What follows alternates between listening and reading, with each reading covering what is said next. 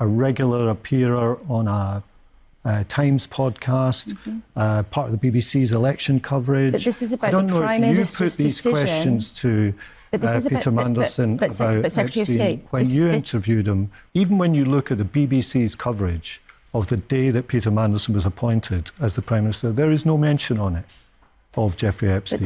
It's a good point. I mean, he's got a point there, right? I mean, it doesn't excuse the Labour Party, but the BBC didn't really raise it. Laura Kuenssberg has done many an interview with Peter Mandelson where she hasn't thought that Jeffrey Epstein was a particularly relevant thing to raise. Some people, of course, were curious about Peter Mandelson's relationship with Jeffrey Epstein long before the current email dump.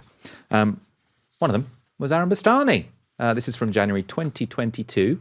So long before Mandelson was appointed US ambassador. Shame on the BBC and any paper or network which interviews Peter Mandelson and doesn't ask about Jeffrey Epstein.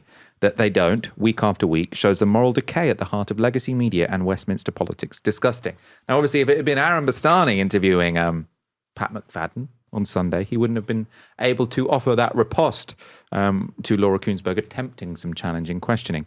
Someone else who was on the ball on this was Rivka Brown, at the 2023 Labour Party conference. Did you ride on the Lolita Express?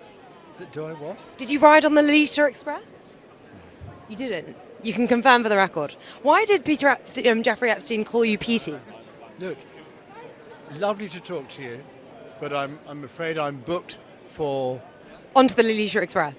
onto Times Radio, and they take precedence. Thank you very much indeed. Great. I hope they ask you some very softball questions. I hope so. This is Aaron again in 2024. If Lord Mandelson is ever kind enough to grace the Novara Media Studios, we would, unlike the BBC, ask him about his friendship with the world's most famous paedophile.